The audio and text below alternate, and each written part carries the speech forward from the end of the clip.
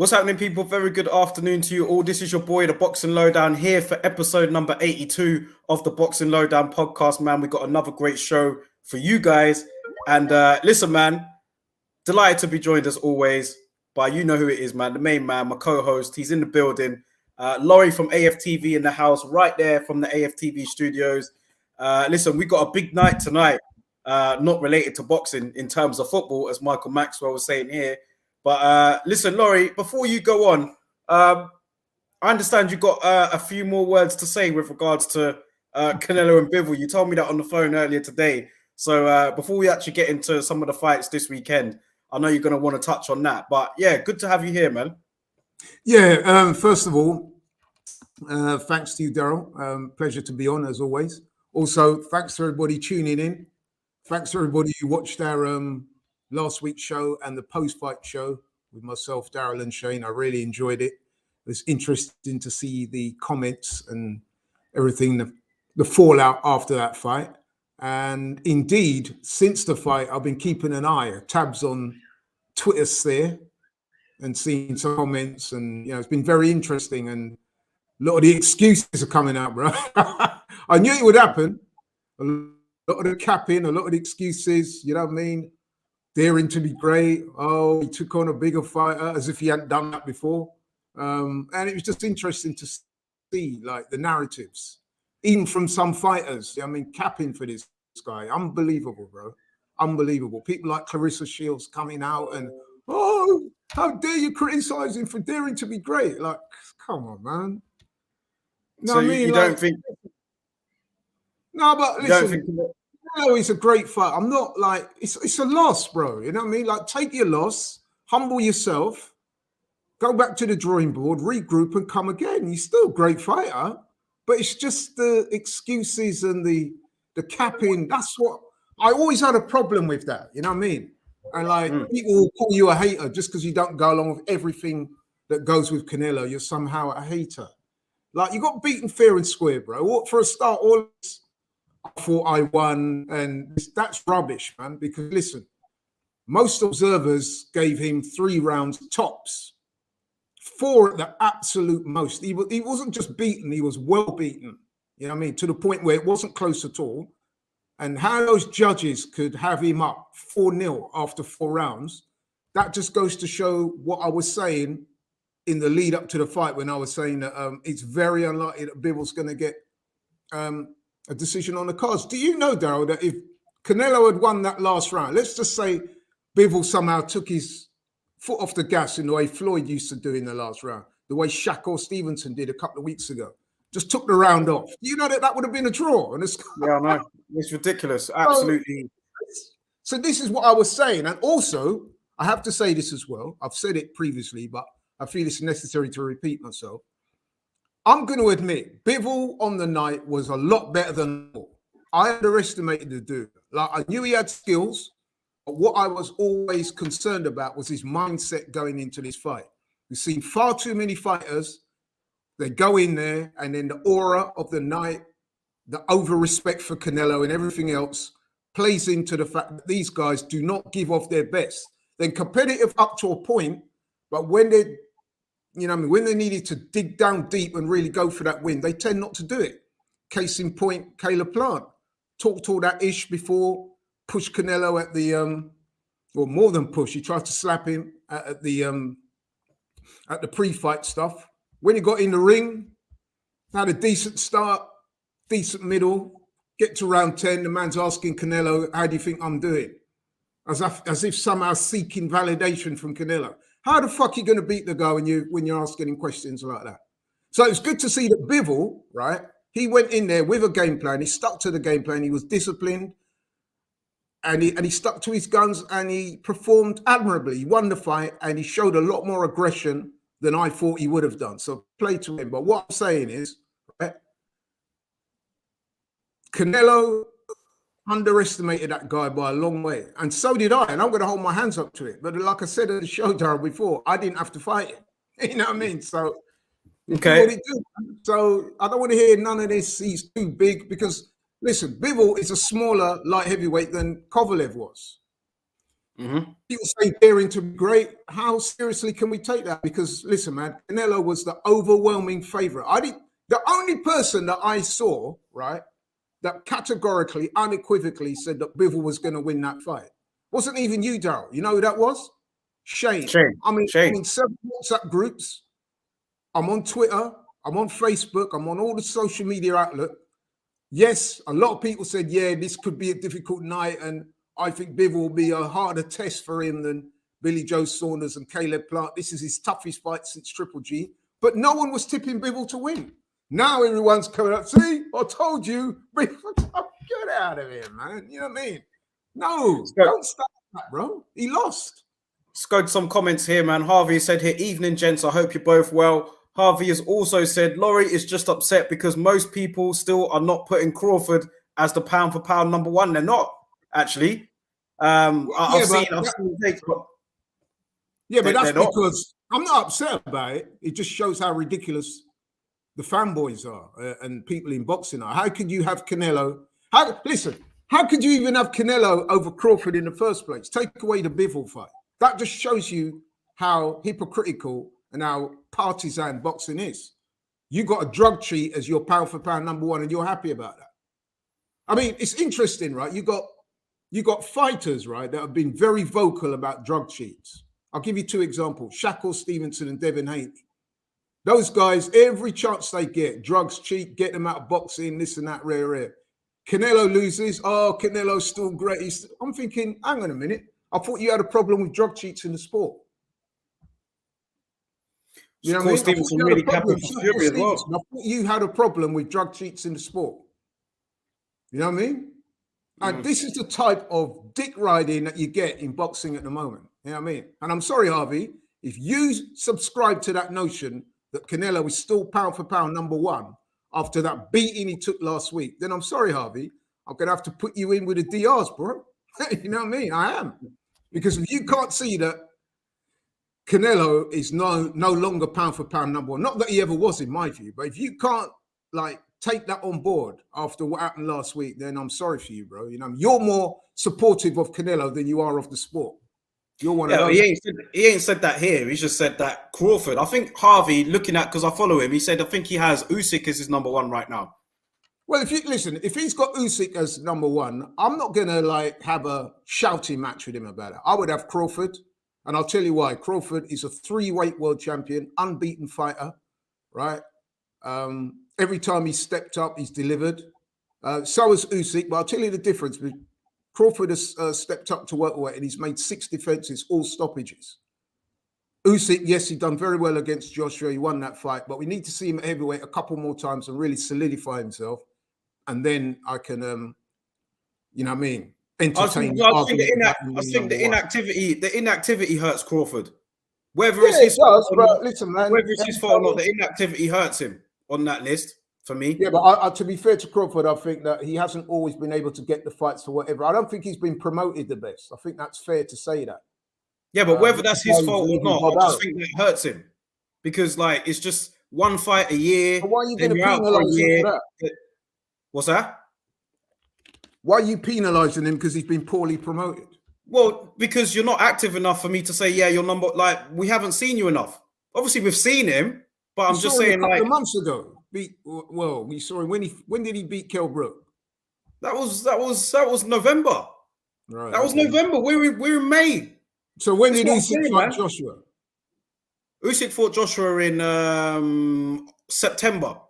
Right. So what I'm saying is, so if Usyk doesn't fight now for another 6 months because of the war, which is not his fault, obviously, are you going to say, well, Usyk's but even before that, Crawford was out of the ring for another year. So in the last 2 years, like I said, I'm not going to argue too resolutely about that. So, for example, Darryl, I know you think Usyk's number one. So if you've got Usyk as your number one, I'm not really going to hate on that because I can see where you would make that assertion. I'm sticking by Crawford. Yeah, that's fair. But one thing's for sure is that both of us agree that Canelo is no longer pound for pound number one. Yet some people will still say that he is. Now, in answer to Harvey, I'm not mad at that But I'm disappointed and somewhat saddened that some people feel it incumbent upon themselves to dick ride so much that you still putting Canelo pound for pound. So if Canelo is pound for pound number one, so what is Bivol then? Has he got some sort of emeritus status then in terms of pound for pound? Because he whooped your boy Canelo, Harvey. So where does that make him? You know what I mean? And it wasn't just size. Let's stop this narrative as well about size, man. Bivol, yes, the size helped in certain aspects. Yeah, of course it did. But at the end of the day, man, did you see him bullying Canelo physically around the ring? No. He basically outboxed him and punished him for 12 rounds. What do you make of this here from Stefan? He says here, I've seen an article saying that the sanctioning bodies are making it difficult for Bivol to get his 5 million purse. I heard that today. What's going on, man? Well, what is this? I mean? Ask Harvey. Ask Harvey. You know what I mean? Because he seems to be riding for Canelo hard. You should ask people like Harvey. Ask him to explain that. You know what I mean? Because if I put that question to Harvey, he's going to call me a hater. So you guys address that question to the likes of Harvey and people like him and ask him what's going on. And while you're at it, Harvey, explain why Canelo could be 4-0 up after 4 rounds. Explain that. I guess I'm hating there as well when I point that out. Well, where do you have Canelo? Big up Conrad. I see you. Punch Smollett. I see you. Jerry, Ash. I can see you all here. Conrad has said here, where do you rank Canelo in your pound for pound now then? Definitely not number one. I mean, he's in the top 10, but listen, man. So, for example, say... Is he in the top half? Is he in the top half? I don't know. I'd have to evaluate that. So, for example, if Jermell Charlo wins this week against Castano, which means that he unifies the division and that, there's got to be a case for him being in the top 5, surely. Wouldn't you say? Anyway, these things are subjective, man. Yeah, you know I mean? Like, you can make an argument. You can make an argument, man. Undisputed. I'm not holding that against you. Yeah, like midweight is a tough division. Yeah, these things are subjective. It's like at the end of the day, what does it really mean? To be honest with you. Yeah. Punch Mullet in the building. He says, "Hey, salute, brother. Salute to you as well, man." All these people talking about they knew that Bivol was going to win. I'm sorry, I need that. No, I think people thought Bivol. It's just the whole Canelo getting a decision. Yeah, but they never picked Bivol to win. I didn't see in your chat last week or whenever it was people saying, "Yeah, I've got Bivol." All people were saying was, "Yeah, he's going to give him a good fight. This is the best opponent Canelo had faced in a while." Blah blah blah. Yeah, it's easy to say that, bro. But none of you. The only person I saw was Shane, and big ups to Shane if he's watching. Props to you, young man. You proved to me that you know your sport and you stick to your guns. A lot of people were hedging their bets, man, including yourself, Darryl. I mean, like people were saying, "Yeah, man, this is going to be his hardest fight." And I'll tell you another thing as well. That's kind of really, I wouldn't say it's really wound me up, but it's just kind of just illustrated to me, man, the sort of level of DR shit going on around it. So, okay, Canelo lost to Bivol. So people are saying, "See, look, he lost to Bivol. Bivol would be Charlo." What's that got to do with it, bro? You know what I mean? Bivol wasn't fighting Charlo, he's fighting Canelo. And my answer to those people, how do you know that Charlo couldn't have done that to Canelo? How do you know that Benavidez couldn't have done that to Canelo? How do you know? Yeah. People say, "Oh, Bivol's an undefeated world champion." Well, go do your homework. Charlo's an undefeated world champion as well. So is Benavidez, undefeated world champion. How do you know that those guys wouldn't have done it? They just needed the opportunity. That's what the difference is. Bivol was given the opportunity and he took his opportunity with both hands. How do you know that them other two guys wouldn't have done it? Because if you look at the tools that those two guys have, then you will see straight away, man, that they have the tools for the job. I'm not saying automatically they would win, because like I said, a lot of the time when it comes to Canelo, the guy has to be of a certain mindset. It's not just having the skills. It's being able to deal with the pressure of the night. It's being able to deal with what's in front of you. It's being able to put your foot on the gas when needed, like what Bivol did, throw those combinations and put the rounds beyond doubt. Other fighters have fought Canelo. They've been competitive. They've stolen rounds. But as far as I'm concerned, for whatever, maybe they've been hit and they thought, I don't want to risk it. Maybe they just fought within their shell because of the occasion. Maybe they froze a little bit. I don't know. But they haven't let it all hang out. Bivol did. Let's time out on this, man, because we've got other topics to get about through. Yeah, let's move on. We've only got an hour. But yeah, big up to everyone in the comments here. We've got Punch Mullet. I'll see you, bro. I can't put up all your comments in here. Obes is saying, stop it, Laurie. Charlo ain't looked good since 154. Charlo can't keep 160 guys off him. Harvey agrees. Yeah, Harvey does agree with a lot of your criticism. So he said Canelo's not his guy like that. But I don't know if you knew that. Ian says here, I'll be honest, I thought Canelo would walk through this because I had him winning, but fair play to Bivol. Obes is saying Bivol is a peak 175 boxer. He has skill and size. Big T in the building. Big up to Big T, man. I'm not going to approve of this, but we saw the news that filtered through about Ben Whittaker. Shout out to him, man. Signing that deal, obviously, 258, you know what I mean, on Sky Sports Boxing, being trained by Sugar Hill. Great to have Big T. We need to get Big T on the show, man. Man, we got to get him on. But that come on, you Spurs team, man. Come on, bro. You know what I mean? He's a Spurs man, unfortunately. That's the only thing, that's the only thing, man. Other than that, man, big up Big T, man. I'm listening, I'm not capping. I'm so looking forward to seeing his son. He was one of the stars of the Olympics. Didn't quite get the gold, but listen, man, I'm absolutely sure he's going to have a very good professional career, and I can't wait to see how it all unfolds. So, yeah, man. Big up to Big T, man. Love, he's supported from day, man. Not a lot of love for him, man, for real.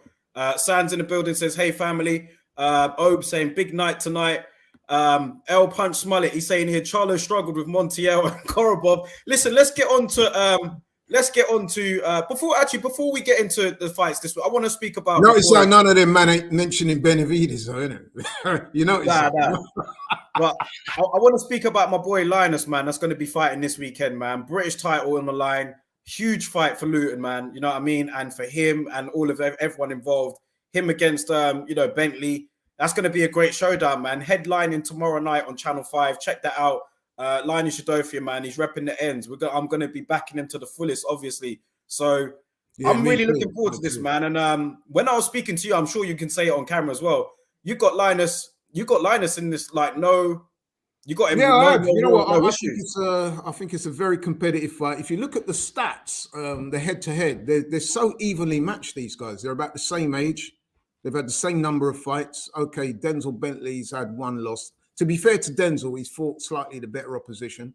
He had that horrific night with Felix Cash when he really got beaten up badly and stopped in that fight. A fight that a lot of people thought he might win, by the way. But he has fought the better opposition. He has a draw and a win against Mark Heffron. That's good form. But Linus, man, he's one of those guys, man. He's operating under the radar. He's got 17 fights. He's not come close to losing any of them. And I think, I've looked at the two guys, man, and I think that Linus, I don't know what you feel, Daryl, I think Linus, to me, has the better skill set. Maybe Denzel has the bigger punch with the right hand, I don't know, maybe. But to me, Linus looks a bit more accomplished in the skill set. And I think that might be the difference, bro. You know what I mean? Yeah. Obviously, I'm going to be biased. So there's no point in me, like, giving a breakdown because I'm all in on Linus for this. So I got nothing against Denzel Bentley. I like him too. Linus is my guy. So yeah, man. But looking at some of the comments here, we got guys that know what they're talking about, like Nathan, Ash, and Stefan. Nathan saying here, Udofia on points. I think I like both guys, but may the best man win. Stefan is saying here, bookies have it priced as even. Very tough to call. Bentley has the size and power. Udofia has the better skills, which is what you said. Pretty much. Yeah. When you watch both of them, man, you could see that a lot of the stuff that Linus does is very technical. And he looks his ring generalship is very good. And he's some of the fights I've seen him, he's almost in cruise control, isn't it? You know what I mean? He's just controlled them. Now, on Saturday, he will be tested. He will be hit hard. It's how he makes those adjustments. This is the biggest night of his life. You couldn't really say that for Denzel. Denzel's had big nights before this, but this is Linus's like world title, if you like. Yeah. And I've seen his some of his pre-fight interviews, and I like his demeanor. He's very confident, quietly confident, very well spoken, knows what's ahead of him, and I'm backing him to do it. I mean, listen, I've got no real horse in the race. I haven't lived in Luton for many, many years. I've never met Linus. I know you have. You know him, but I'm making that prediction through having seen how both of them fight. And I'm just leaning towards Linus. Although if Bentley won, then, you know what I mean? He's probably the favourite, isn't he? I don't know. I think that there's even odds, it says there, apparently. So yeah, we'll see. But I just think, like, speaking to him, man, his demeanor's always like that as well. He hasn't switched up or anything like that. That's just his personality. And I could just see he's very relaxed, he's very calm. He always had that demeanor about him. So yeah, it's a huge night for him, but I don't expect him to approach it with any like nerves or anything like that. I think he will. It's going to be a great fight, man. It's No, really I can't wait be for it, man. I love the domestic showdowns, man. I really do. They always seem to bring out the best in British fighters. You know what I mean? Compared to, say, in America, when two Americans go head to head, it doesn't always carry the same kind of aura that it does over here. You know what I mean? I think that's fair to say. Yeah. So yeah, man. Listen, I'm looking forward to it. I'm sure it's going to be a very good fight. It's going to live up to the billing. I've just got Linus. It could be one of them, man, where, you know what I mean? It could be, it goes to points, and it could be what you like. Is it the aggression of one fighter over another, or do you prefer the ring generalship of one, or, you know what I mean? Or who landed the harder punches? Did anyone get dropped or staggered? So I would imagine it's going to be close, but I'm pulling for Linus. What Josh Kelly will be making his return. I've seen someone put in there the English Lomachenko. But does this fight still interest you, Josh? I reserved that comment for you. Reserved it for Sonny. I stole it from you, but Sonny Edwards. We reserved that for London Lomachenko. But yeah, does Kelly and Ben still interest you? Because that interests me. I think Josh Kelly may have moved up, didn't he, to 154? Is this at 154? His fight? He's a big welterweight. I've met Josh Kelly. And he's not very tall, but he's pretty broad, very thick set. That's a good fight. I mean, that was a fight that Conor Benn was chasing for ages. And now, yeah, I think, to be fair, Josh Kelly's kind of fallen behind the 8 ball a little bit, man. I think in order for him to generate any interest in that fight, he's going to have a couple of performances where he looks good, not just wins, you know what I mean, look good doing it. And then people will think, well, actually, yeah, the Avanesian fight was a blip. Maybe it came too early for him. But him and Conor Benn's a good match. So yeah, I'll be interested to see how he gets on. What about the whole Ramirez? Because I wanted to talk to you about that as well. I know I haven't added it to the agenda, but you can touch on it briefly. The news that Jose Ramirez, could be lined up as a potential opponent for Ben. I'm seeing a lot of people getting excited about, like, yo, man, Ramirez. And listen, I know how good Ramirez is, but for me, why was it the first thing that I thought of was, well, you're picking on another guy that's, you know, a weight division below you. Do you know what I mean? Or am I being too harsh? Like, listen, you can't criticize a man for daring to be great. I want to hear that, man. Like, listen, man. Exactly. Like, you don't want to hear it. Exactly. Ramirez is world class. He was a former world champion. He's still in or about his prime, but he's the weight below. Why can't you fight a live dog at your weight? Like, I don't understand it. No, I agree. Although, to be fair, Ramirez is he moving up? Did he say he was? Yeah, there's talks that he wants to move up in weight. Conor Benn is not the most stacked welterweight in terms of size, is he? Yeah. I mean, what do you want now? Like, really, you said the Broner fight. You complained about that. Now they've got Ramirez, who's a guy in his prime. You're complaining about him. You know what I mean? Who do you want him to fight? It's just someone at his own weight. Someone at his own weight that's in or around their prime. That's all I'm asking for. Like who? Who do you want? Oh, we've been through this, man. Like, there are welterweight contenders in the top 10 that we've spoken about. Do you know what I mean? Don't want to go through any of them.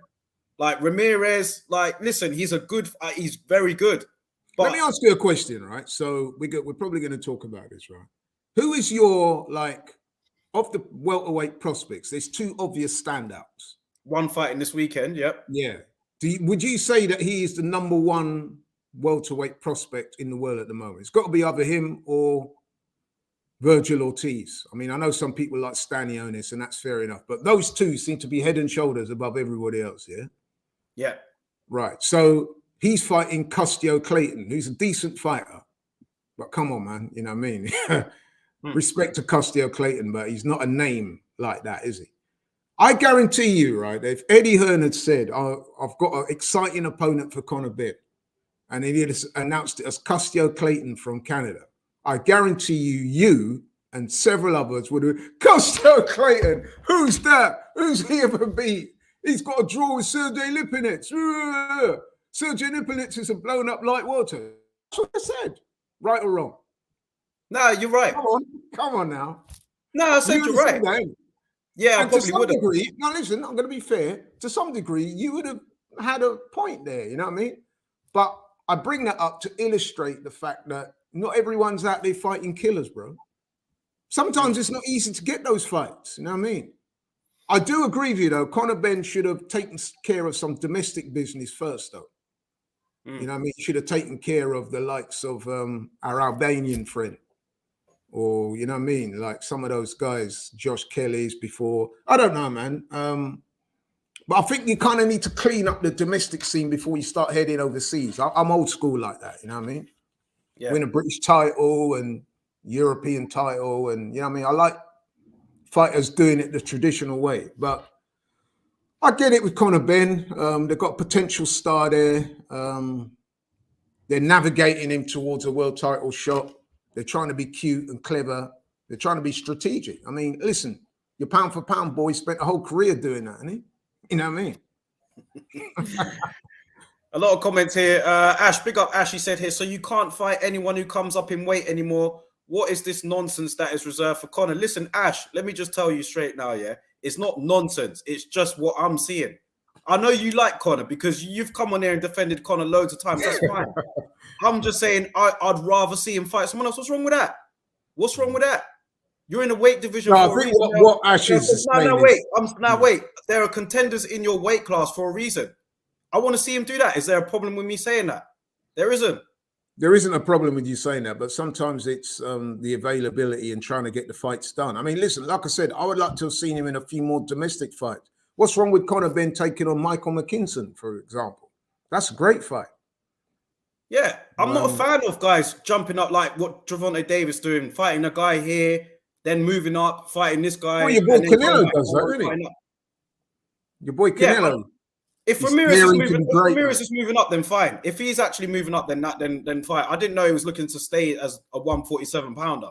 I didn't know. I know for a fact that Ramirez in the past has had problems making the 140, and he's getting to that stage now and that age where he probably is thinking about moving up in weight. Because I think one of the things with some of these fighters is the longer they're like trying to, you know what I mean, make weight and doing these drastic weight cuts, and that, as you get older, not only does it get harder to do, but it also can sap you of your punch resistance and your stamina and one or two other things, man. You know what I mean? So you've got to look after your cognitive functions. If you spend all your career, you know what I mean, drastically trying to lose weight for fights, it's not a good look. So at some point, these guys have to move up.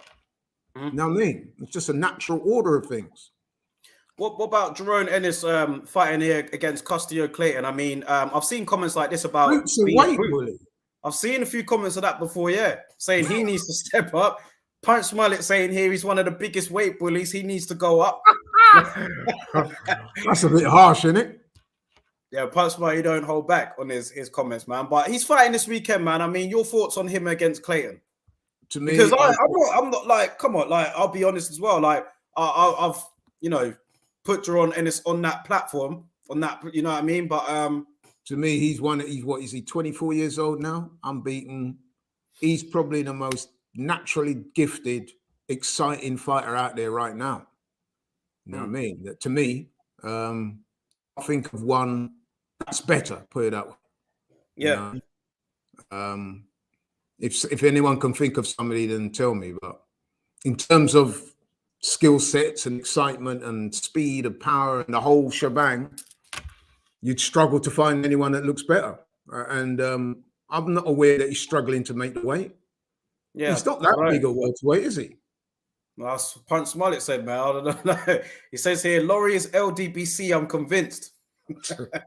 No, Laurie is Laurie. I have my own. Listen, I've got no problem with some of the LDBC guys, but I don't agree with a lot of what they say either. I've got my own thoughts on things, bro. I listen to a lot of different people. Loads. That's why I've been critical of these guys. I even forced myself to listen to clowns like Dan Raphael and the other idiot there, you know, what's his name? Gareth A. Davis. I have to listen to them at times. If you're in this sort of boxing stratosphere, you do find yourself listening to opinions of people who you wouldn't agree with or necessarily like want to listen to, but it's just part of being in the game, isn't it? Yeah. Obes makes a point. He says here, Boots' best wins are Delorme and Lipinets, 140-pound guys. Listen, I'm not going to argue with what you and Ash are saying with that because, yeah, I guess you can say his best win was probably Sergey Lipinets, who is a natural 140-pounder.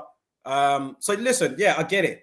Yeah, but you know what it is right now. So how comes this guy Obes? You never said that when Lipinets fought Virgil Ortiz. So you've been a bit selective there, aren't you? Lipinets, did he fight Ortiz as well? Yeah. Oh, was it Lipinets? Ortiz fought Green Machine, didn't he? No, Ortiz fought, the Mean Machine, and he fought. And Mean Machine was coming up from light welter. Yeah. So why didn't you say that about him then? Don't be selective, bro. You know what I mean? Come on now. So your thoughts on Ennis this weekend, man? I mean, I'd love to see him against Keith Thurman. Like these guys, I don't know what Keith Thurman's looking to do. Keith Thurman, and Keith Thurman didn't want to fight. And I'm talking about any of them. I think any of them, like whether it's Boots, Conor Ben, Ortiz, that's the kind of stuff I'd like to see you take next. Someone like that. No, but to be fair to Thurman, right? And listen, I'm not like advocating ducking or anything like that. I'm just keeping it real, keeping it 100. If you're Keith Thurman and you look and you see Jaron Ennis putting in serious work, beating up guys, stopping them, he's on the come up. If you're Keith Thurman, you've had a couple of wins recently, you're waiting for that title shot. Are you really going to put it on the line against a guy that, let's face it, man, you know what I mean? If he does get in there with him, man, the chances of him winning are very slim. And if he loses, that's it for his world title aspirations. So if you're Keith Thurman, strategically, you're not really going to want to take that fight, are you? Yeah. And I'm not making excuses for ducking. I'm just trying to provide context here. You know what I mean? Good question from Ash here. He says, will Ortiz even fight at 147 pounds again? He's got a very good question. Don't know if he will after what happened, last time there. Big T says here, Boots is the most avoided fighter in the welterweight division. Do you agree with that? And to be fair to Boots, right, I've seen interviews with him, and he's calling out everyone, man. You know what I mean? He's calling out. It's not like he's saying, he's picking and choosing. He said any one of the welterweights he wants smoke with. And that's the type of talk I like to see from people, you know what I mean? What I don't like is when people do what Ryan Garcia does and then chat all this ish about fighters and other people, and then when the fights are presented to him, then he backs out. That's what I don't like. I mean, why don't they call Jaron Ennis's bluff? If he's calling out all those guys, give him the shot, and then we'll see if he lives up to the hype. Does Ortiz have the best win at 140 out of those guys, him, Ben, and Ennis? Because Ortiz beat the Mean Machine, and he that fight not long before him and Bud, he dropped Bud. Let's be real, he did drop life and death. I think that is a gross exaggeration. He had one good moment, bro. Well, he did drop him though, and it weren't. Yeah, but that's hardly life and death, is it, Daryl? Come on, bro. You know what I mean? Crawford won that fight. How many rounds did he lose in that fight? 2? Come on. I can't remember now off the top of my head now. But it wasn't life and death, Obes. I think you're being a bit revisionist here. You're looking at that isolated incident and saying he went life and death. Come on now, man. To me, I think Ortiz has the best win. Whether you think he's the best out of the 3, I think he has the best win of those 3 against because he also beat Hooker as well. I know you're not going to rate Hooker, but he did beat Hooker. What would Boots have done to Hooker? He probably would have beat him easier than what Ortiz did. And likewise with Mean Machine. So it's very hypothetical. We had this last week with the Canelo Brigade. Yeah, but Bivol would beat Charlo. Bivol would beat... How do you know? How do you know that? I mean, for example, I know we're... sorry to segue into other things. I know I'm digressing slightly, but it was interesting that I watched a channel this week. I'm not going to name the channel, obviously. but they were interviewing somebody on there, and the person was saying, listen, I've been in the gym when Benavidez sparred Bivol, and the person said, I can tell you now that Benavidez had his way with Bivol in sparring. Now, listen, I'm not saying that, I know people are going to say, oh, that doesn't mean to say, of course it doesn't, but I'm just providing some context again. You know what I mean? So you don't know, just because Bivol beat Canelo, you can't say that Charlo and Benavidez wouldn't have done it, because I'm pretty sure they could do it. Whether they would, I don't know. Obes wants you to answer the question. Punch Mullet, first of all, said that you need to come to Houston. I think that's what H Money stands for. I think it might be Houston. But yeah, I'd love to go out there. Yeah, but man. Actually, you know what? I might be going to Dallas soon with my girlfriend.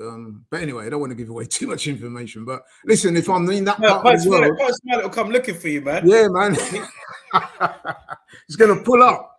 Yeah. I might here's my boy Errol Spence, man. You know what I mean?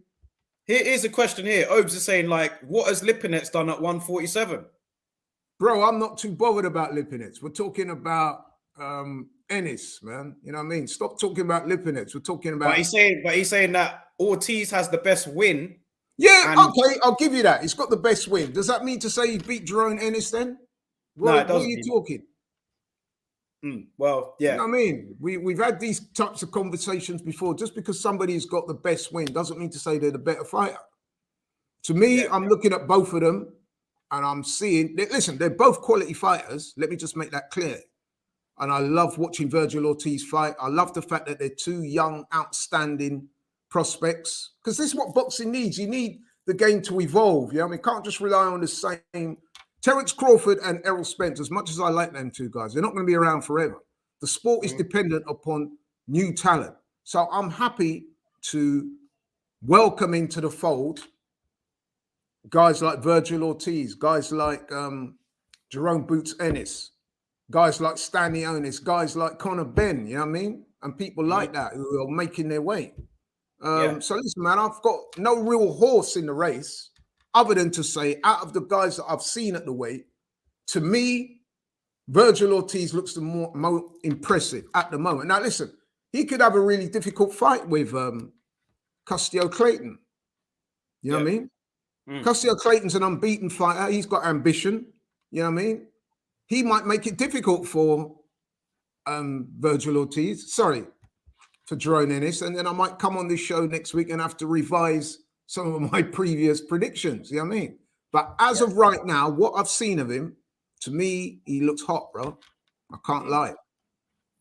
G, before we move on to Charlo and Castano, because we need to preview that fight, G Green is saying here, nah, we can't have the OG in Dallas. So I don't know where G Green is from. Maybe he's from around that area as well, Houston, I don't know. But yeah, they're going to pull up on you, Laurie, man. Listen, man, people have tried to pull up on me before and I'm still standing, bro. So it's all good. No, but listen, man, I would love to meet those guys when, if I do make the trip to Dallas, which it looks like I might do. I haven't got a date yet, but we're talking. So yeah, man, my girlfriend has some relatives and people over there and we're looking to make that trip at some point. So yeah. They're going to be in LA, it looks like. So yeah, just we'll get something sorted if you do go out there, man. Because I don't know how close the proximity is, but being in Dallas, I'll be in Texas. I don't know. Houston is like shouldn't be too far away, right? So hey, it is what it is. Obes is saying here, Boots looks amazing, but I suspect his chin. That's just a hunch. I want to talk about the guy in Obes' photo there, Jamel Charlo, who's going to be fighting Brian Castano this weekend, man. Long-awaited rematch for the undisputed light middleweight championship. This has been a long time coming, man. I'm really looking forward to this. Charlo, man. One thing I wanted to take from this rematch here, and I want to get people, there's a lot of knowledgeable people here in the comments, so big them up. I want to get their thoughts on this. I read an article the other day, and I want to hear what you got to say about it as well. And somebody said that while Castano definitely did enough to win in that fight, according to me, according to a lot of other people, they were saying that how much more can he elevate compared to how much more Charlo can elevate? I want to hear what Obes has to say, Stefan, Ash, all of you guys. Has the ceiling been reached for Castano, or do you look at it like Castano knows what Charlo's about now? He's been 12 rounds with him, so he could make it even more convincing the second time round. What sort of argument are you leaning towards in that essence? That's a very good question. And it could be that whoever's learned more from the first fight will win the second fight, because they're very evenly matched. Because Castano is the busier, there's no doubt about that. He lets his hands go at a phenomenal rate. He's got a very high punch output. But Charlo clearly has the edge in power, you know what I mean? So it could be one of them, man. You know what I mean? I mean, it's very, very close. The last time they fought, I didn't argue with a draw. I had maybe Charlo 1 round up, but if it had gone the other way, I wouldn't have complained. It was that close, you know what I mean? I think Castano probably landed more punches, but Charlo's had the better quality, and he hurt Castano a few times in that fight, man. A couple of times he rocked him quite badly. To be fair, Castano did rock Charlo as well. Probably the first time I've seen Charlo get rocked, because although I'm not the biggest fan of the Charlos in terms of the way they conduct themselves out the ring, you have to say that they're both extremely talented. And Jamel is probably the more talented of the two. And he's got what I call next level athleticism, man. You've only got to look at the guy, how he's built and stuff like that. I've never seen him tire. He's got good gas tank, good power, good athleticism. He just looks the part, man. And he fights with passion as well. So yeah, although my favorite guy out the ring, that's for sure. Some of the stuff that him and his brother get up to, I just really can't be handling that shit, man. I think they're both bozos outside the ring. But we're not talking about outside the ring come Saturday. It's very much what goes on inside the ring. And I think I'm backing Charlo to win, maybe even a late stoppage this time, man. I mean, he's a very powerful dude, bro. Big for the weight, strong, very athletic, like I said, has a good boxing brain as well. I just think that he might make the adjustments necessary to make it a bit more impressive this time. I think Charlo, I think he has made adjustments before. Do you know what I mean? Yeah. When he lost to Tony Harrison in that fight, that really he did win. In the rematch, to be fair, I thought Harrison was doing okay in that as well, but Charlo found a way to win. So maybe it might be the same sort of situation where, and I don't know, because I just think that this would always be a close fight between these two, man. The way how it played out, I just can't see anyone dominating it completely. I just think it will always be nip and tuck until the end, where whoever somebody gets them out of there, or whether it is a points decision. But I've seen Charlo make adjustments before in a rematch and win. So, you know, I think Charlo's adjustment, his major adjustment for this fight will have to be that he cannot go to the ropes and just wait for Castano to come in, because Castano will have no problem in doing that. And you know that he lets his hands go. He throws combinations very importantly. He's got decent hand speed, and he's a warrior as well. Whereas Charlo, like I said, he's got as soon as a bit like what Bivol was doing the other day. When he felt his back to the ropes, he would spin off and reset and then come back to the jabs. That's what Charlo needs to do. He's got certain advantages in terms of height and reach and stuff like that. He's got to make that count and then seek to get his power shots off. It'll be interesting to see if Castano really brings the fight to Charlo early, because he will be wary of Charlo's power.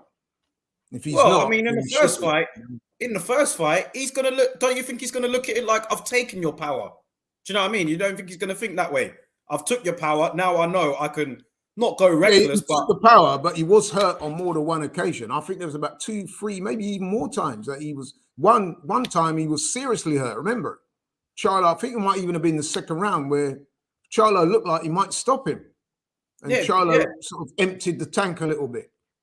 I think both of them were hurt in that fight. Yeah, it was a great fight, man. It was a really good fight. It was a great fight.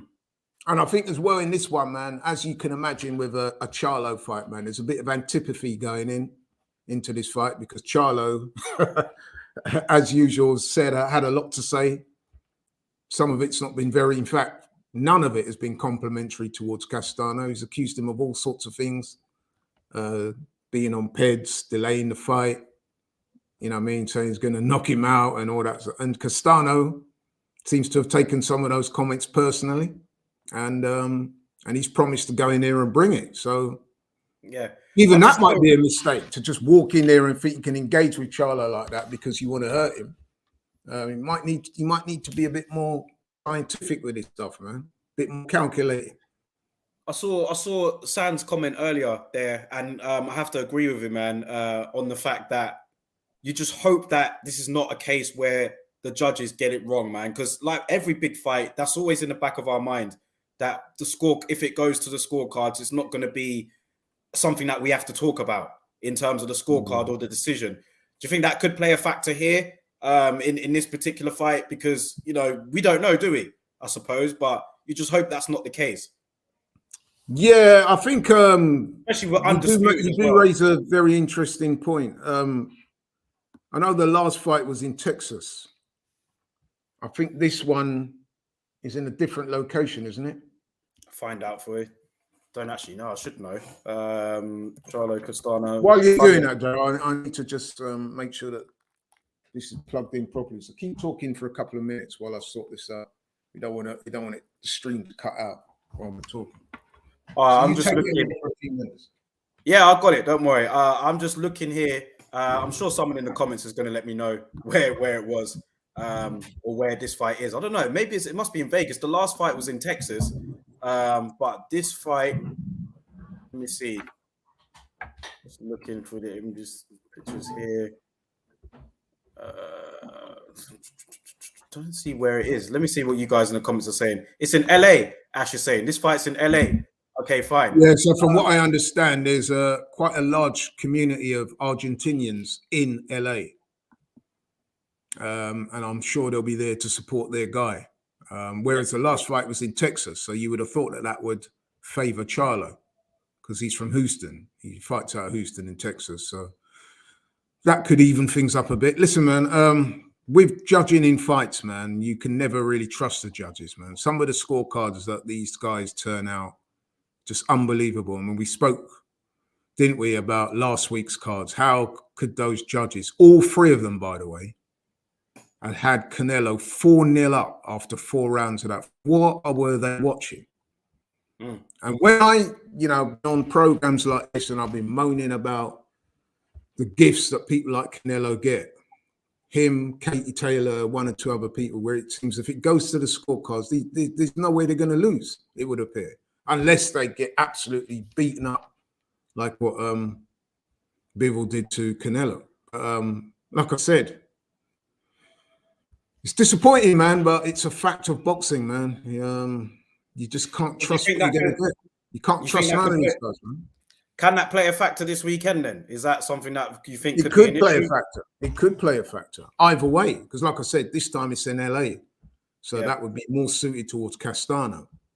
I don't think the last fight was a robbery, though, to be honest. I think a draw could have been fair because I had it 1 round or so to Charlo. Other people I've spoken to had it to Castano.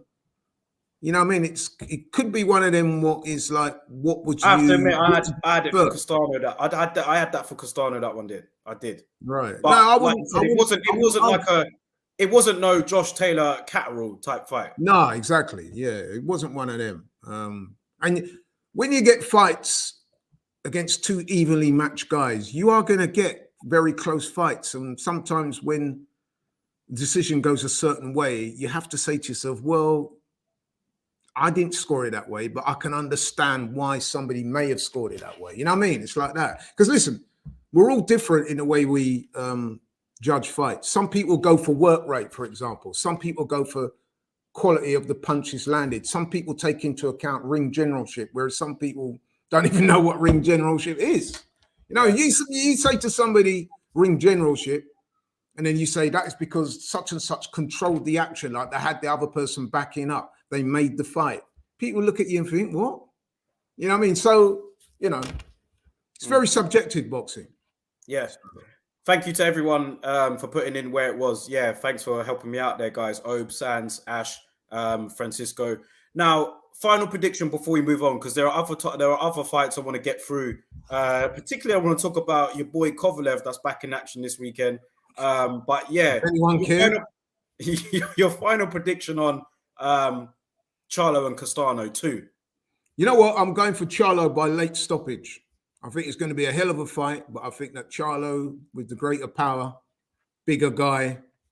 I understand as well that Castano put on a lot of weight after this fight, and he may be struggling a little bit to get his weight down.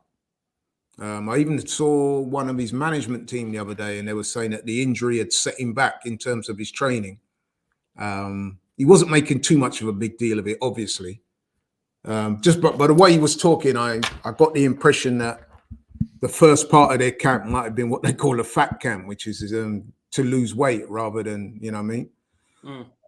So listen, I am edging towards Charlo. I thought he won the first fight. I thought he made a few mistakes that he's going to have to correct this time. Like, he spent far too long against the ropes last time. I think he's going to have to make that adjustment. I think he's going to have to let his hands go a bit more with the jab. But I do think he has the tools to win the fight. And Castano looks like the type of guy that will engage and therefore will leave himself open. So I could see that he will get tagged. And I think I could see Charlo dropping him and maybe stopping him around 10, 11. Okay, some predictions in here in the comments. Harvey says it. I gave it to Castano by 1 round, but I got Charlo by stoppage this time. Obes is saying here, Charlo by destruction. He's also said here, Castano had to cut from 200 pounds. So that's there you go. There you go. Yeah, I heard that. Yeah. Yeah. Stefan saying here, I scored the first fight a draw, but I felt Castano deserved it out of the two of them.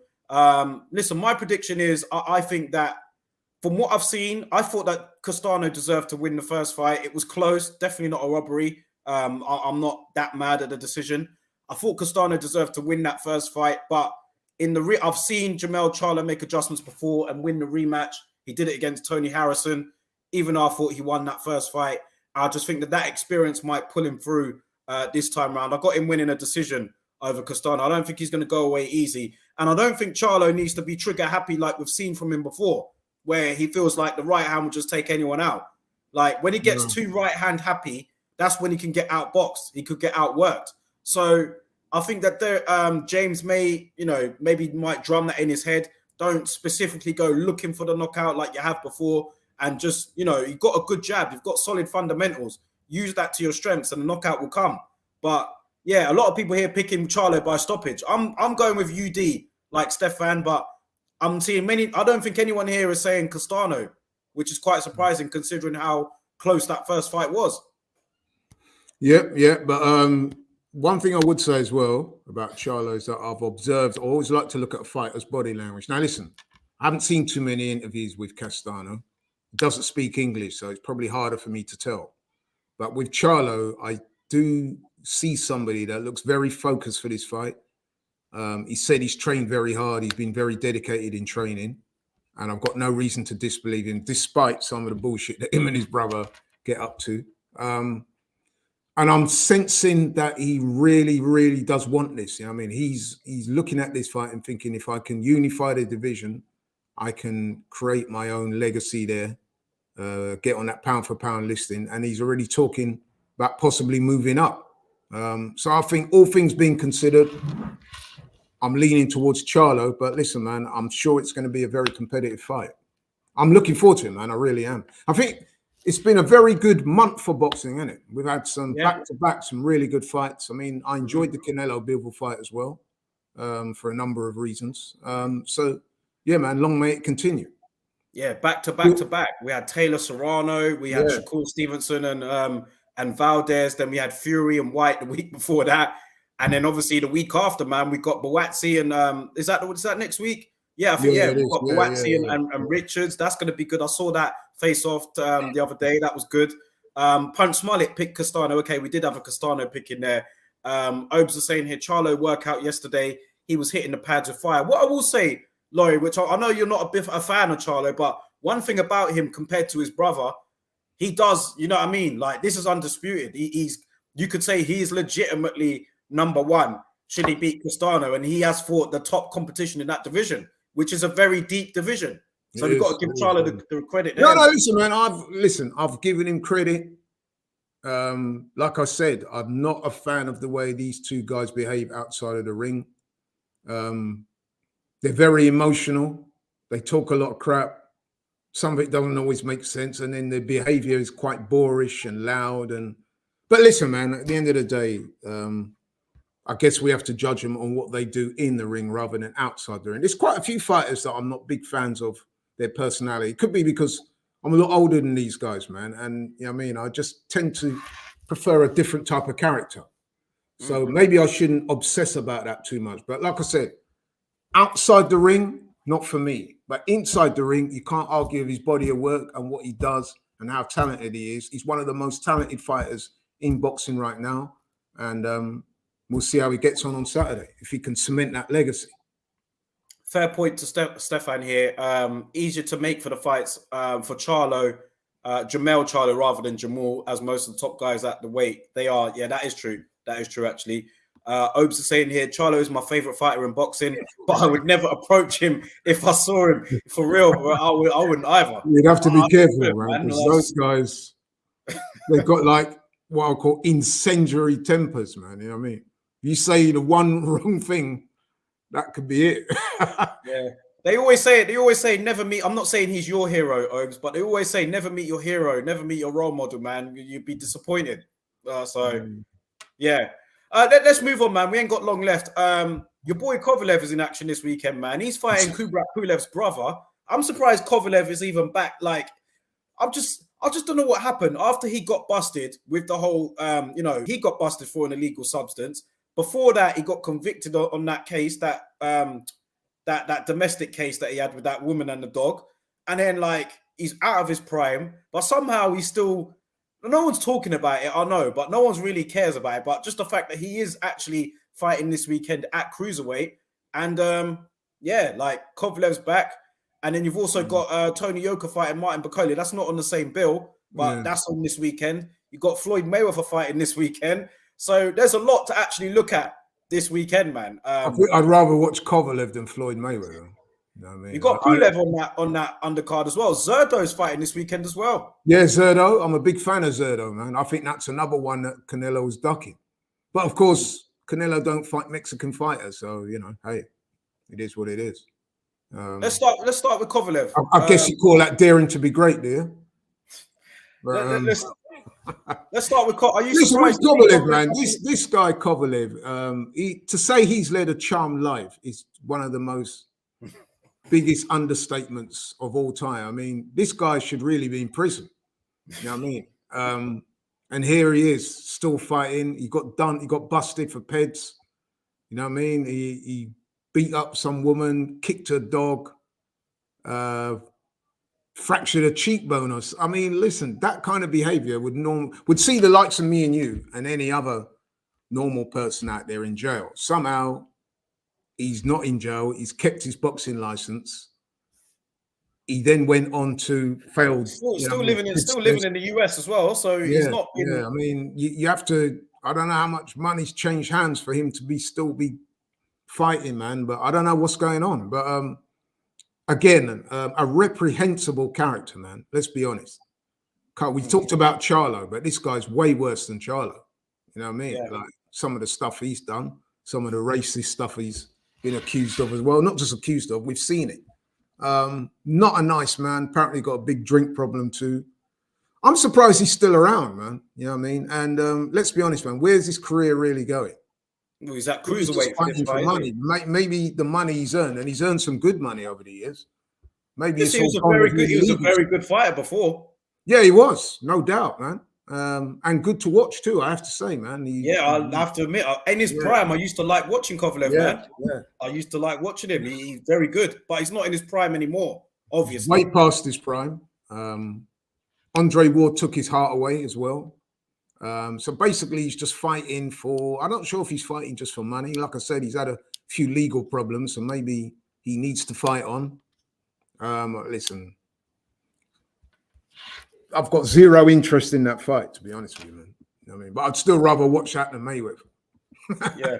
You know what I mean? So Mayweather fighting exhibition this weekend, man. I mean, listen, it's not like I ain't really heard anyone talk about it anyway, if I'm honest, man. And neither should they. It's ridiculous. Why can't Floyd just I could sit here and talk for a long time about Floyd and his narcissism and just, you know what I mean? but people have heard me say it before, so I won't dwell on it. But I mean, if you are one of those people that's going to buy that pay-per-view, then with the utmost respect, you need your head examining, man. Seriously, what are you getting from that? If you like Floyd that much, just go on YouTube. You can watch some of his earlier fights for free. The real Floyd Mayweather, not the 42-year-old who, in his own words, is stealing. You know what I mean? What's the phrase he uses?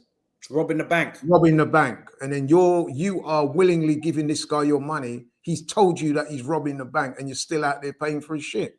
Come on, man. Yeah. And not only that, you can see why Gervonta Davis has got issues with Floyd, innit? Because you're supposed to be there managing fighters and promoting Gervonta Davis, who's a legitimate star of boxing. And all your promoter's doing is trying to make fights for himself. Floyd's ridiculous, man. Like, seriously. Outside the ring, another clown. You know what I mean? Inside the ring, one of the greatest ever. I would not hesitate in saying that. I used to love watching him.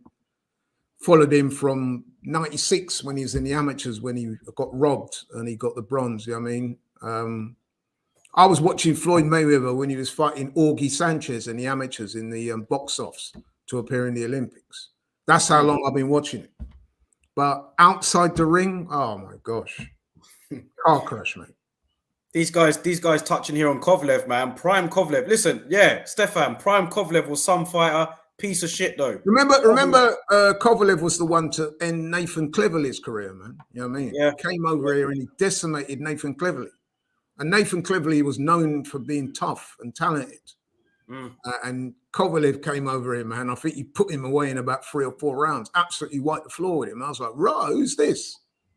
You know what I mean? And yes, he was a very good fighter. But again, outside the ring, complete car crash. Yeah. What about Bakoli and Yoka? I've seen a few comments here saying that's the sleeper fight of the weekend. Yeah, you know what? I'm looking forward to that fight, man. I'm looking forward to that fight. I've heard a lot about Martin Bakoli. I've only seen him a couple of times fight, but if you listen to his trainers, Billy Robinson, I think is the Scottish guy. Yeah, he always talks well of him. He always says, "Oh, Martin Bakoli's got the better of this and that in sparring, and now nobody don't want to fight him." Well, this weekend we'll see what he's got because he's up against it, man. He's in against a guy, young guy, strong, very talented, looks to have all the tools, Olympic gold medalist, although there should be an asterisk against that gold medal, to be honest. But even so, he won it against Joe Joyce. Very disputed decision, one of the worst decisions I've seen. But anyway, he won the gold medal. He's undefeated as a pro. I have seen some of his fights. He does look the part.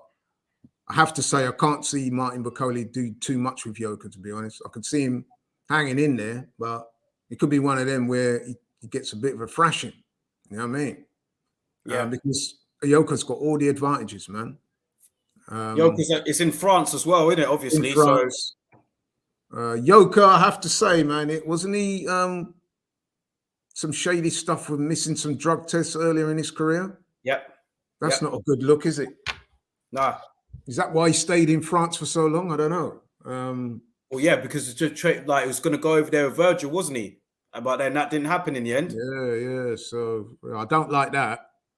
But listen, if we're gonna see, this is the thing with drugs in boxing now, Daryl. You can't really go all out, can you?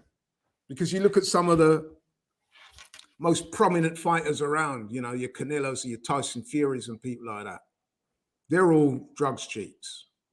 So with Yoka, I don't even think he failed a test. I think he's just missed it. He missed them. Yeah, so I don't know. I'm sure he will come up with some excuse, however vacuous for that, but it doesn't look good, to be honest with you. What about Bakoli when he fought Kuzman? Because that was the fight where a lot of people were looking forward to that, but they thought Kuzman should have won that, but Bakoli got the decision in that one. Yeah.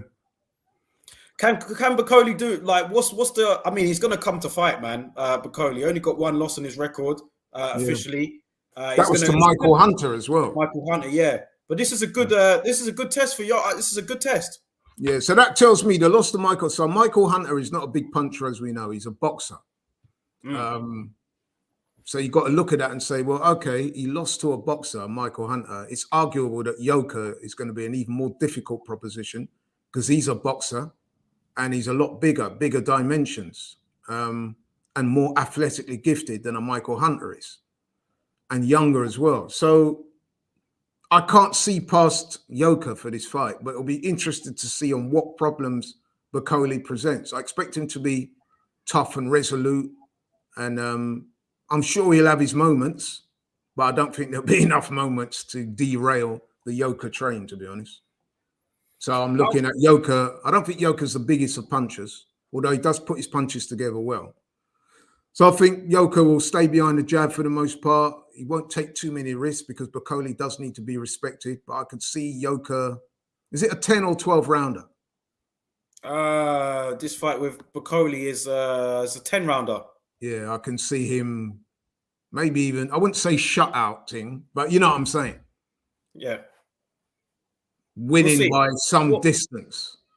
What about should Yoka win this? Do you think we may get to see him and Joe Joyce back in the ring as pros? You know, how would you know what? I'd love to see that. That would be built up as quite a big fight with them to get it on again. Well, what about Yoka versus someone like Hrgovic? It's a great fight. Be a great fight. You know what I mean? To be fair, that was in the running. Didn't Yoka accept that? I'm sure one of the guys can. I know that Hrgovic in recent times has been a bit of a boogeyman, ain't he? No one seems to want to fight him. Michael Hunter didn't want that smoke with him. No, he didn't.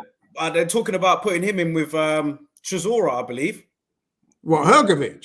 No, Hunter. Oh, right, okay. No, not Chisora. Huey Fury. It is. Oh, Huey Fury versus Michael Hunter, innit? Yeah.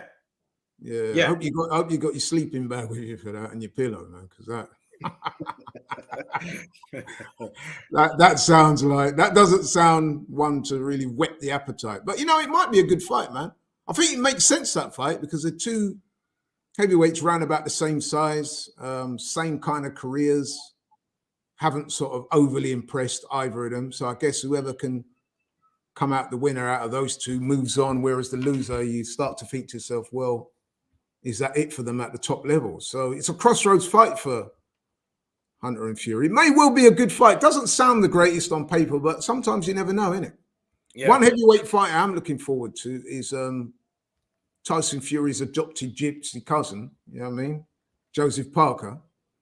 He's fighting Joe Joyce. Now that to me, that's great for you, man. That's a very good fight. Yeah. And you know what? I've got Parker winning that. Wow. Yeah. Shots fired. I think Parker could win that for real. If Parker is active, I think that if he's active in that fight, then I could see him beating Joe Joyce. Listen, I'm not taking anything away from him because I know how strong and tough he is. But like, if Parker is active and he's not like. Joe, what you think? He's not tentative. If he fight, he's got Andy Lee in the corner. I rate Andy Lee very highly. You know, he's been with Tyson Fury in camp.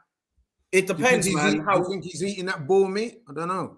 Nah, I just think that like he's got the capabilities to beat Joe Joyce. That's what I'm saying. What capabilities are that? I know he's got speed. Yeah, he's got speed. I think that he's very athletic, as we know. But like Stefan's saying here, maybe Joe Joyce is too big, too strong. Maybe you're right. Yeah, that's what I think. And not only that, man, Joe Joyce got that legendary gas tank, man. He's like one of them oil tankers, isn't it? Yeah, he is. Once you'll get off to a good start against him, but once he cranks up that engine, man, it's almost like it's rolling downhill, and it will just flatten anything it comes into contact with. I see a good fight, and I think Parker will win rounds for sure. But I just think that over the course of 12 rounds, man, the juggernaut Joyce will wear him down. Yeah, I think the juggernaut will catch up with him and mow him over. Fair enough. Maybe I should change him. I think Joe Joyce will stop him, man. I think you guys are right, actually. I think you're right. I think you and Stefan and Obes and you guys are right. But yeah, I think like you said, man, Andy, you know what I mean? Andy Lee, very good trainer, man. I think that he could, you know, if Parker is on it, he's got a chance for real, definitely. Yeah, and the nutrition might play a part, the boar meat. Apparently the boar meat in Morecambe is quite good. So he's been training with him, man. So, you know what I mean? Yeah. Who knows, man? Just to clarify on that Hrgovic situation, Tony Yoka did accept that fight, but the Bakole fight was already signed. Shout out to Obes and Stefan. I knew that was the case, but yeah, these two got my back, man. They covered me on that one. Yoka did agree for that fight, but Bakoli threatened to take that to court as that fight between the two was already signed. So maybe Yoka might take it out on Bakoli this weekend, because that was a world title fight scheduled there for her. You know what I'm looking forward to as well, Daryl, because Bakoli, like I said, his trainer, is it Billy Nelson? From time I've been seeing comments from him saying about how Bakoli is underrated and he's like this sleeping kind of lion in the jungle waiting to be unleashed. And to be fair, you mentioned it earlier when you said he had a couple of performances where he hadn't looked brilliant. Now, if he can't get motivated for this fight, then he's not going to do it, is he? But the problem he has is that he's fighting a very good fighter, close to his prime, in France. And he's not going to get a decision, is he? Let's be honest. Let's just keep it real, man. He's not going to get a decision. Not over there. So the chances of him winning are remote, to say the least. However, I'll be interested to see how he does. I'm going to make my own assessment, because just because if he loses to Yoka, it's not like it's going to be the end of his career, is it? Because this will be like the first really big fight he's had. So I'll be interested to see how he looks. It could be that even if he loses, he's still a player in the heavyweight division. Yeah. You know what I mean? So, yeah. Makes sense. Well, last one on here before we go. Just touch on Zerdo. I know you're a fan of him. You like watching Zerdo. And his fight here that he's going to be up against Dominic Bozil, the German guy. I'm not expecting no upsets or anything like that here. But like Zerdo, I'd just rather talk about, where do you think he can go? Because when you look at it, he's a player in this division. Yeah, man. absolutely. Yeah. So, he's been calling out Canelo. I even saw something the other day where he says thinks he could move up and fight a heavyweight. But Zerdo said that. Yeah.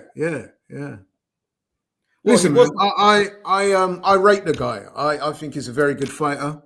He'll probably move up to 175 because he's a massive. No, he's at 175 now. Okay, yeah. So that light heavyweight division, man, could get very interesting.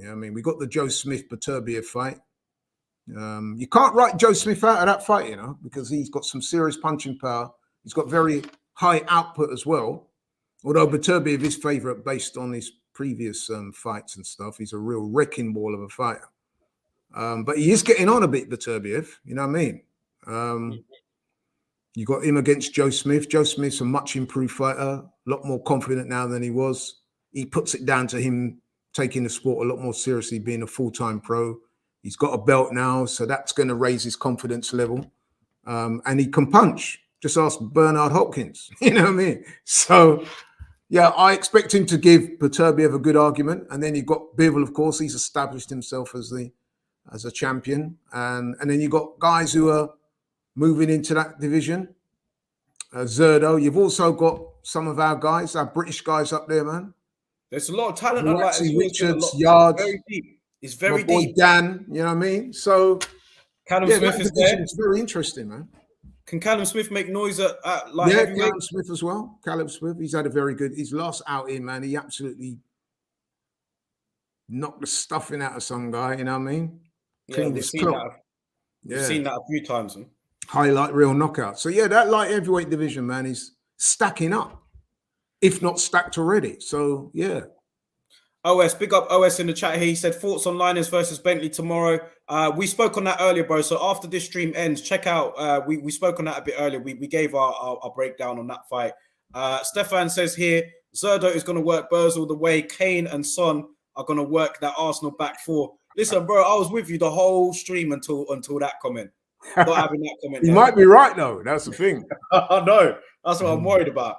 Yeah. But yeah, but I'm backing Arsenal to get at least a point today, man. I think we're in a good place. The pressure's on Tottenham.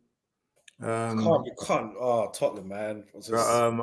I honestly do believe that come the end of that game, man, we'll be looking at Arsenal and saying, "Boys, well done on a good job." You know what I mean? Sometimes in sport, man, like you get tests, a bit like Bivol last week, innit? Yeah. Going into that fight last week, I was kind of critical of Bivol. I'm not going to lie, not kind of. I was saying, listen, based on what I'd seen against Craig Richards and one or two other guys. And listen, I can only go on what I see, you know. I did not see that type of performance. I thought it was going to be jab and grab and move and then hope to get a points decision. Well, that's what the sport's about, isn't it? You know, if we could predict every outcome, it's not going to be exciting then. So a lot of people are predicting Tottenham just on the basis that they're at home and they got Kane and Son, but sport doesn't always play out that way, man. You know what I mean? There are intangibles. You know what I mean? So there you go. We'll see how it goes, man. But listen, we're going to wrap that up for today. Shout out to everybody in the comments, man. As always, really appreciate you guys for being here. Don't forget to hit the like button on the way out. Share the video. Subscribe to the channel if you haven't already. Appreciate everyone here in the chat today, man. Thank you for all the comments. And listen, Laurie, we're going to wrap it up for another week, man. If you're around on Sunday, we'll do another catch-up on some of the fights. That might have to become a regular thing now. Man, let's do it. Let's do it, man. But I just want to say, Daryl, in closing, thank you very much for daring to be great today, because you know what I mean. You can't criticize Daryl. He's daring to be great. You know what I mean. That's what he's doing. So we're trying, man. We're trying. Beyond reproach. No criticism. He's daring to be great. So it is what it is. Big up to Francisco, all you guys, man. We'll catch you lot on the next one on Sunday. Look out for our post-fight review over all the action that's taking place this weekend. So there'll be a lot of content to get through. And on Thursday, we'll be back as well to preview the fights for next weekend. So shout out to you guys. Have a good evening. And we'll catch you guys on the next stream on Sunday. And tell Punch Smiley that when I get to Texas, I'm going to, as my boy Khabib once said, I'll send location. Big up to you guys, man. Have a good evening. We'll see you guys very soon.